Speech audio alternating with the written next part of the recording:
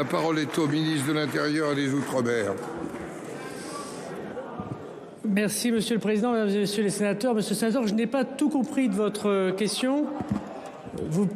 Oui, il y avait un peu de bruit, mais je crois que vous faisiez une différence entre la gauche et le gauchisme finalement dans votre intervention. Et je regrette que des parlementaires revendiquent d'aller dans une manifestation illégale.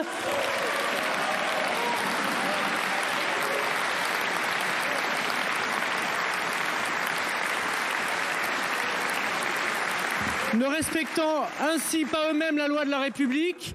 Je regrette que des parlementaires puissent être à côté de ceux qui jettent des cocktails Molotov sur des gendarmes. Je regrette que des parlementaires puissent ne pas constater, comme j'ai pu le constater, de voir des gendarmes dont les pieds eux-mêmes ont été attaqués par l'acide.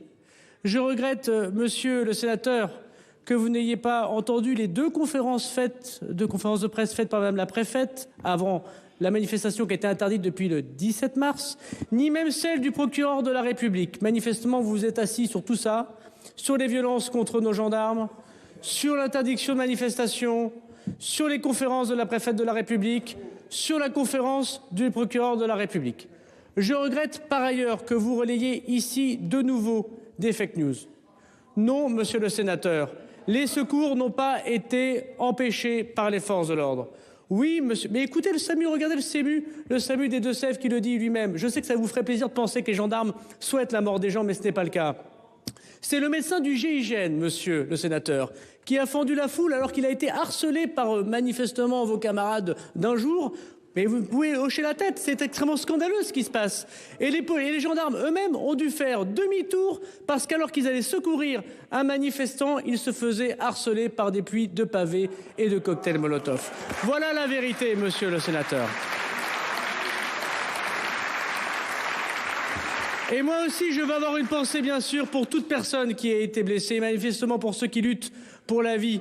Et l'enquête judiciaire dira ce qu'elle dira, la vérité, et je suis évidemment prêt avec toute l'administration pour y répondre. J'ai dit au président de la commission des lois que j'étais à sa disposition, comme à l'Assemblée nationale, pour répondre à vos questions. Mais il y a un truc, il y a une chose. Il faudra conclure. Il y a une chose, monsieur le président, pardon, que je ne ferai pas, c'est de cracher comme vous le faites sur la tête des forces de l'ordre.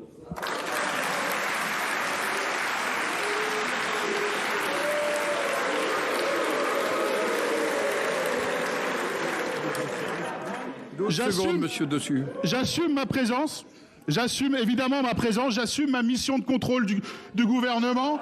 Vous ne pourrez pas organiser une manifestation à huis clos, vous ne pourrez pas éborgner à huis clos. Mais vous êtes le ministre d'un pays où le président ne peut plus sortir de son palais. Vous êtes le ministre d'un gouvernement qui ne peut plus présenter un seul texte devant le Parlement. Vous êtes le ministre d'un pays bloqué, fracturé par votre autoritarisme. Vous concluez. Terminé. La parole est à Madame Laurence Garnier.